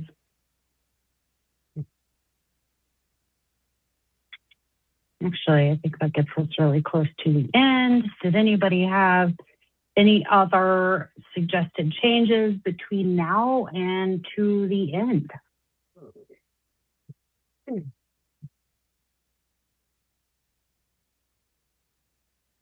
I see no hands up. Okay, so Councillor Nystrom. Yeah, I just had a question. In terms of scheduling meetings, I don't understand the full process. I typically go on council resources and submit like ward meetings, but in terms of the scheduling for regular committee meetings, you know, what is the process we should follow for that? Is that the staff liaison's responsibility, and you know, or you know, because again, I've been making sure that committee meetings were scheduled, but I'm, you know, I don't want to disrupt the process, but I want to make sure that, you know, when you go on to the page, because I have constituents asking about this all the time, when you go on the page to see where upcoming meetings are, I don't always see all the committee meetings on there, at least not in advance of the meeting. So I just want a clarification. I don't know if that's a question for the clerk, or if, you know, I'm missing something else. Yeah, and I would say in my experience on committees is there's no standard. I think a lot of it depends on the working relationship between the chair and the staff liaison, because I've seen staff liaisons do it in different ways for different committees. So Mr. Robin, if you've got anything else to add.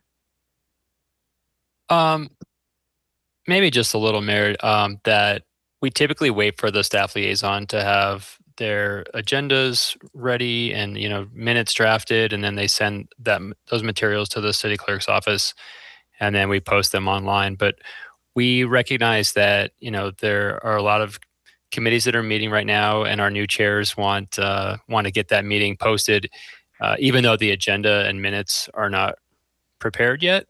And so we're kind of talking through how to make that a two-step process.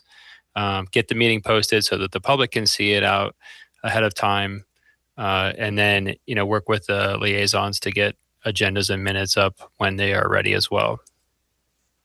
Okay, thank you. Any others? Okay. With that, we'll move on then to the second topic of this evening's meeting, and that is another presentation from our city attorney, Allison McKinney-Brown. I will go ahead and hand over the floor to you. Thank you, Mayor. And I'm going to introduce Senior Assistant City Attorney Patrick Freeman, and he's going to give you a very brief overview of a recent Colorado Supreme Court case that is going to force us to bring some code changes forward to you in the next, well, something next week, and then you'll be seeing things over the next few months arising from this court case. So, Patrick.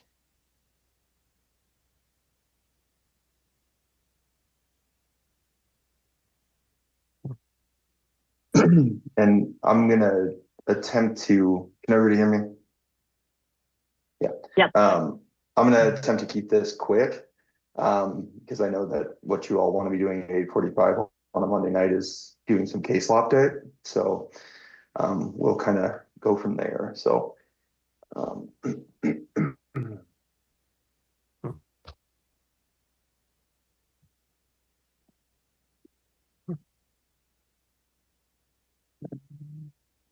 sorry.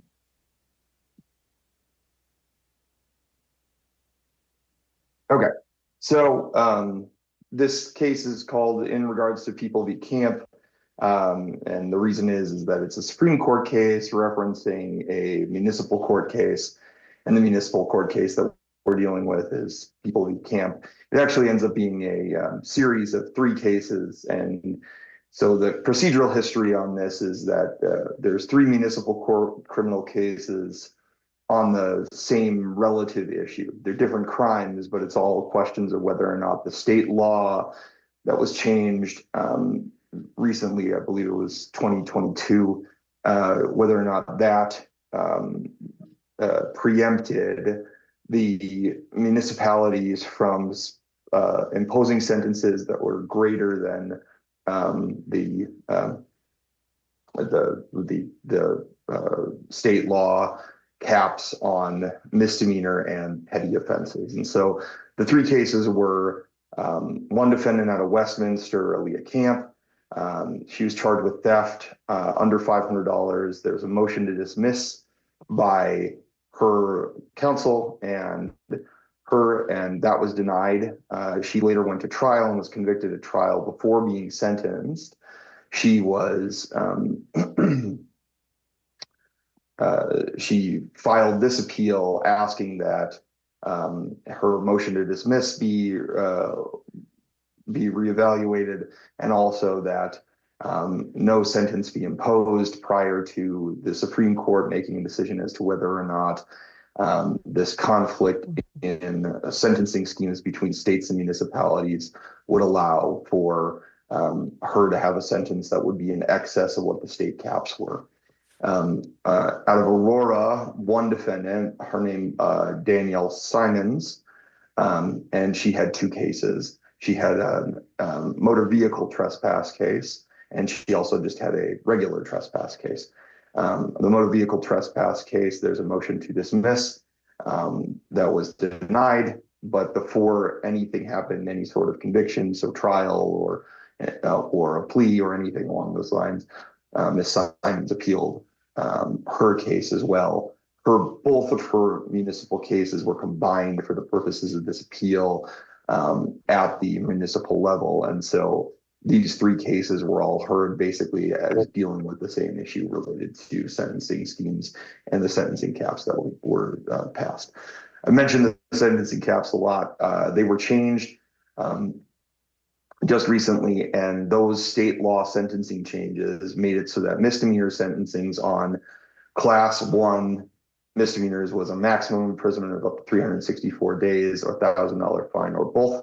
And then they made misdemeanor sentencing for class 2 misdemeanors up to 120 days imprisonment to $750 fine or both. And then petty offenses are now just one crime. There is no differing levels of petty offenses, and the one level of petty offenses carries a maximum fine of up to 10 days of imprisonment, a $300 fine or both. And so as a result, both Ms. Camp and Ms. Simons were challenging the fact that their crimes fell underneath both a misdemeanor 2 or a petty offense, or the different crimes that they were charged with. And so they were challenging whether or not there was a preemption of state law to municipal law based on the fact that these sentencing caps that were enacted would preempt municipal law from sentencing in excess of what the state law had put forward. As a result, we have the big question for this was this a matter of local, statewide, or mixed concern? And that's kind of when you're looking at preemption of whether or not state law preempts local law, your first question is always going to be, is this a matter of local, statewide, or mixed concern? There's a 4-part test. Not going to go through the whole test, but just basically kind of note the findings that the Supreme Court made, which is this is a matter of mixed concern. State has an interest in sentencing uniformity to achieve specific state goals. Municipalities have an interest in responding to local needs regarding crime, punishment, and deterrence. There's also a question of the extraterritorial effect of the municipal ordinances at issue. They noted that neither of these defendants were residents of the places where they were charged with these crimes and convicted with these crimes, and noted that having a patchwork that is inconsistent across especially an area like the metro where there is so much travel and people kind of, going into different municipalities, that could have a patchwork of statutory or of local ordinances was, at issue there. They also noted that historically, both state and local authorities have regulated non-felony crime, and that the Colorado Constitution vests that authority to regulate crime both locally and at the state level. So essentially finding that this is of mixed concern, so then there's a question of preemption. And if you have a question of preemption, state law is going to preempt if there is a conflict. There's 3 types of conflicts, essentially. There's express conflict, where the statute expressly states, this is a conflict and we are, attempting to bring in a local ordinance to stop them from doing something that we don't want them to do. There's implied, where, the legislation I'm sorry, it's apparently on an automatic timer if I tap it. And so there's implied that basically says, this was written in such a way that there is no other really recourse other than that the state was attempting to legislate in this area and to preempt local law. And then there's what's called operational preemption. And the operational is what ended up being found here, which is essentially that the legislature did not expressly state that they were going to preempt local law and try to enforce what is the local sentencing schemes, but and they didn't even impliedly do that. But what they did say was, we are going to cap sentences for certain crimes, and that is a matter of state concern. And as a result, state law is going to preempt local law when you have identical statutes for which the conduct is identical for the charged crime. The finding by the Supreme Court was essentially that the passage of sentencing caps for these certain crimes expressly regulates what the maximum sentence for these types of crimes could be. And if local law said we're going to go higher than what the state law has said is expressly the penalty for that specific crime, that is allowing local law to essentially to go beyond what state law allows for. And so that's where the Supreme Court distinguishes all the arguments made by both Westminster and Aurora that home rule municipalities have historically been granted broad leeway to regulate sentences related to crime, and essentially saying that the passage of the sentencing caps in 18.1.3501 and 18.1.3503 makes for this preemption, operational preemption, where local municipalities cannot sentence in excess of what state law has allowed for under these caps. And so as a result of that, they've essentially said that, where there are identical crimes, the local municipality must not sentence in excess of what the state law allows for. There's still a question of non-identical crimes and crimes that follow, that would be similar in nature but aren't exactly the same thing. And we don't know because the Supreme Court did not address that. They specifically identified identical crimes that are identical between state and local law elementally, and then they didn't shed any light on anything else. They did, however, note that specifically traffic code is not something that they were looking at within this sentencing structure, as they noted that that Aurora and Westminster both argued that this would preempt traffic violations and that would be part of the issue, and the Supreme Court said that was not a problem for them. Aurora did ask the Supreme Court essentially to rehear some of this, specifically noting that they found that the operational preemption argument that the Supreme Court found here wasn't persuasive, and they asked the Supreme Court to make the same decision but on different grounds. And they challenged the Supreme Court's findings of state interest where the legislature had not expressly denoted one. And the Supreme Court denied Aurora's request for rehearing. So as a result, this is now the law of the state of Colorado, and that's why we'll be bringing forward ordinance changes in the very near future to address these issues. That's all I got.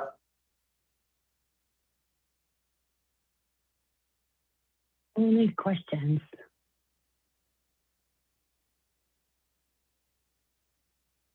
So this will be relevant soon. We will be discussing update, and so nice update. Thank you. Mr. Freeman and Ms. McKinney-Brown for that this evening. We'll go ahead and move on then. Seeing no, oh, I'm sorry, Councilor Cruz. Thank you. Thanks for that super helpful overview, and I look forward to kind of learning more. I just curious if we can speak to like what some of the current practices around this are, since I know like in our municipal court, and also like if we could potentially have an opportunity to hear from our municipal judges on this to understand kind of what this looks like on the ground. I guess that one of them is a staff question and the other one is maybe more of a mayor question. Sorry.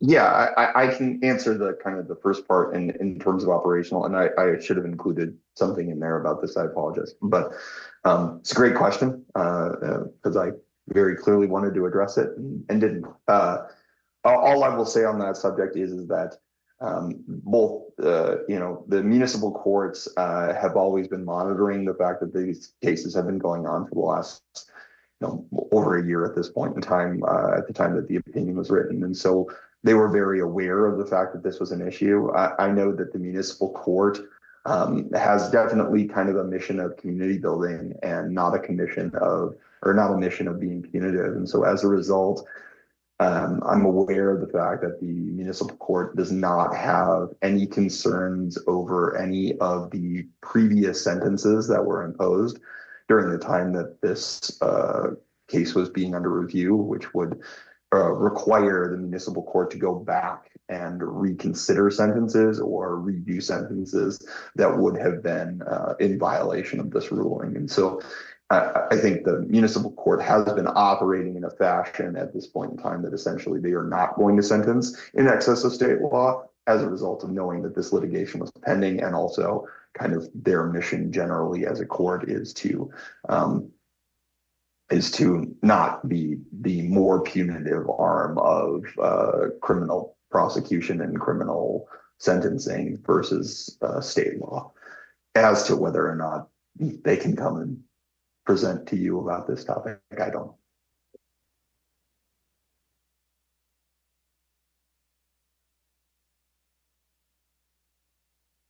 Ms. Hodson, would you have a response to that part of the question?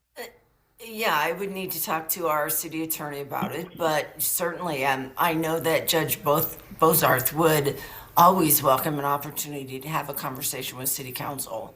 So I don't see any reason why not to do this. I'll certainly reach out to Judge Bozarth and let her know after I have a conversation with Ms. McKinney-Brown. So I will follow up on that.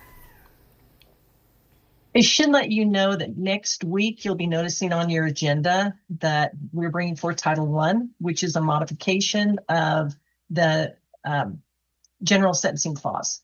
So that's going to help us as a city formally address the camp case within our city. But our city's concept of municipal court is not punitive. It's how do we build community? And that, that because the municipal court and the prosecutor's office put an incredible number of hours into our community court, our outreach courts. So we're already meeting those goals, but you're going to be seeing us make sure that our written codes align with what the state law is. Even though we're already doing it, we want to make sure our language aligns.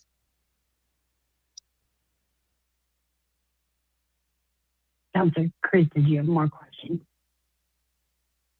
Just to I guess the question I have, which I think Mr. Freeman sort of spoke to in some of like what remains an open question, is like the scope of the offenses that this is considered to apply to. It would be helpful both for me to understand like what the scope of what the changes are currently projected to be made for are going to be. Like, is it just where there's a state corollary? What are we doing with like something that doesn't track exactly? And what are we doing for municipal only offenses? And then I would also just love to understand if we are able to get our municipal judge, which would be awesome and would really appreciate. And I hope other folks would appreciate that too.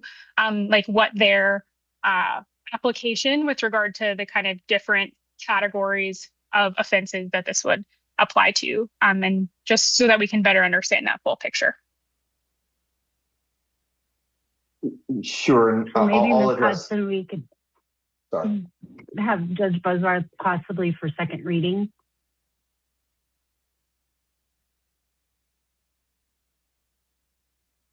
Go ahead, Mr.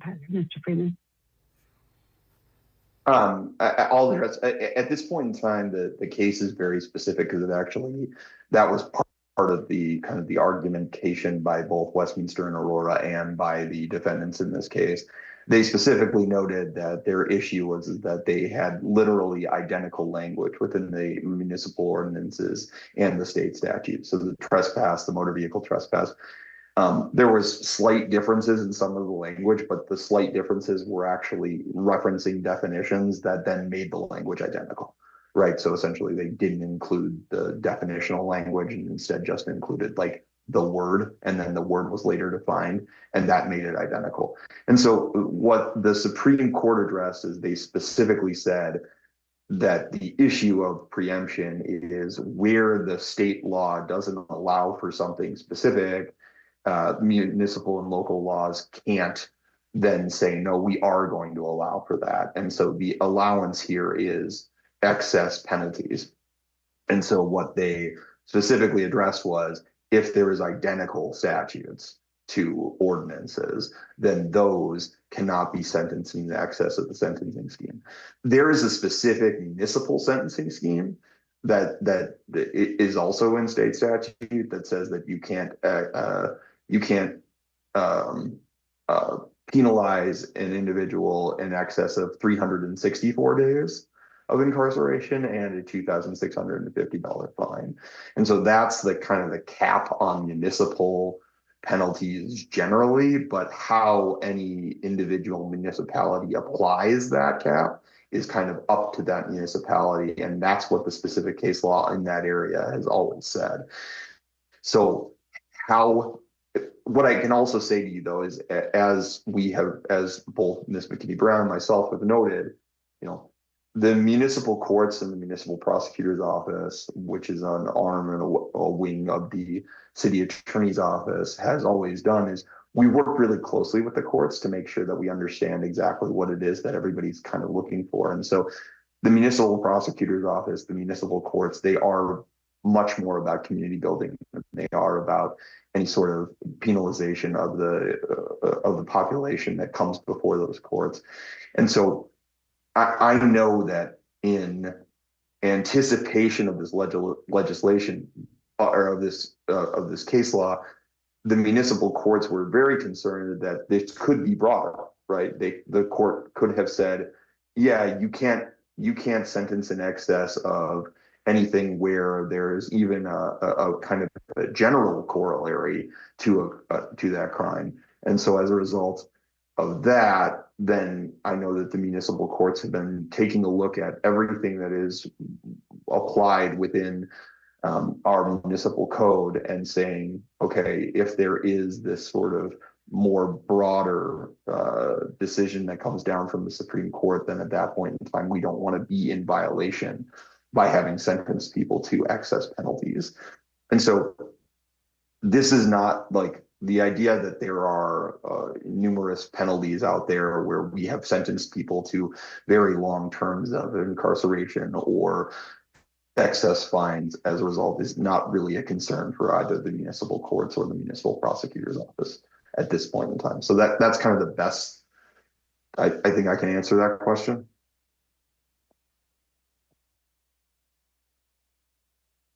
Dr. Ryan.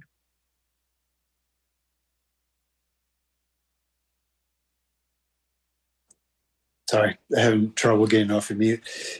You kind of alluded to this at the end of your answer, but can you speak to some of the difficulty that the municipal court has been having in trying to come up with something that's defensible when the state law there's no equivalent state law, and sometimes we're having to reach out for some what I'll generously call curious results.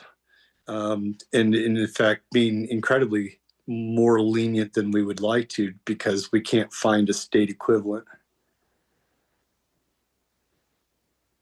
I think, I think that there are, there's obviously portions of our municipal code where if there's no specific state equivalent, and I think this is the other kind of the harder point about this specific case that we're dealing with is that Westminster and Aurora had a lot of really good case law. It was from the 70s and 80s, but they had a lot of really good case law on their side that essentially said that municipalities do have the home rule authority to set sentencing guidelines and set their sentences. In fact, there's a case that's kind of the exact opposite, where there was state law penalties that were in excess of the municipal law penalties. And so as a result, the question was, can municipalities sentence lower than state law penalties? And in that case, they specifically were like, yeah, that's totally fine.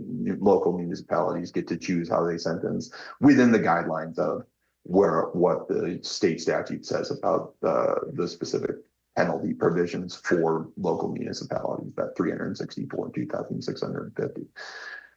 I would say, like, kind of just to answer your question more generally, again, I know I sound like a broken record, but coming back to that community building portion of this, it's,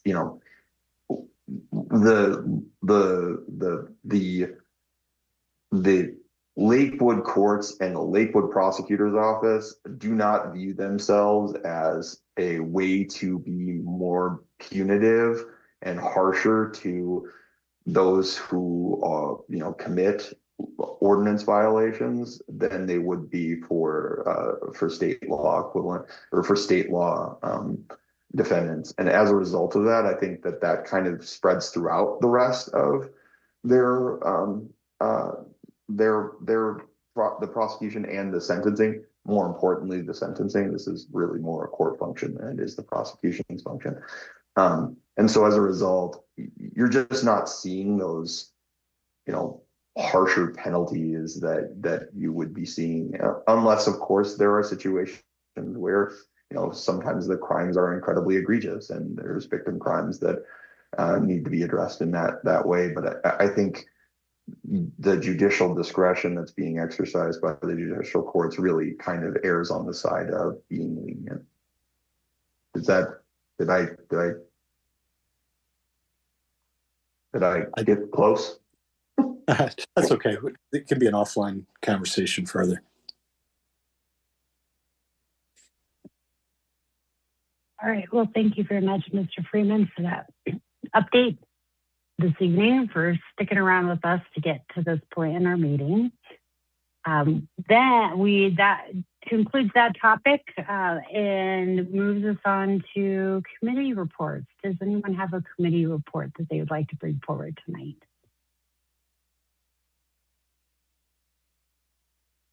Councilor Lowe. Housing Policy Commission will have its next meeting on Thursday, March 12th at 6 p.m. We'll be having a couple of meetings over the next few months, sort of talking about how to set up a housing affordability fund and how to structure that. We'll be meeting with former Denver City Councilwoman Robin Kanich, who's going to be helping us think through that on March 12th. And then our next meeting after that is Thursday, April 9th. Thank you. Councilor Nystrom.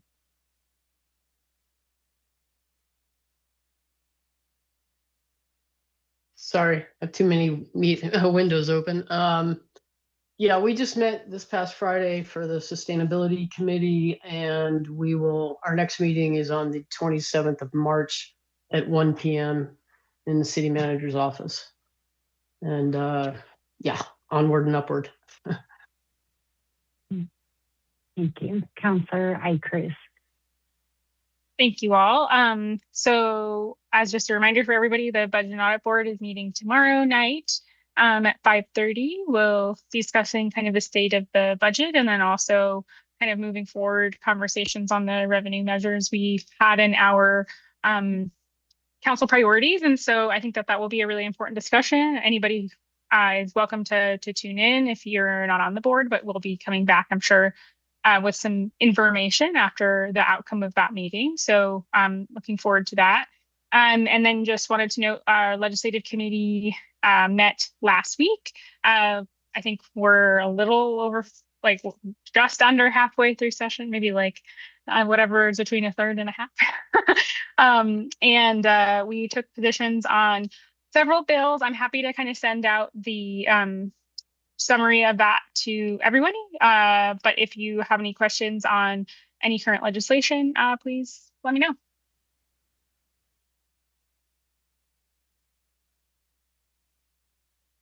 Thank you. All right. That looks to be our last committee report for the evening. So seeing no further business, we'll go ahead and adjourn this evening's study session at 9:07 p.m. Have a good night, everyone.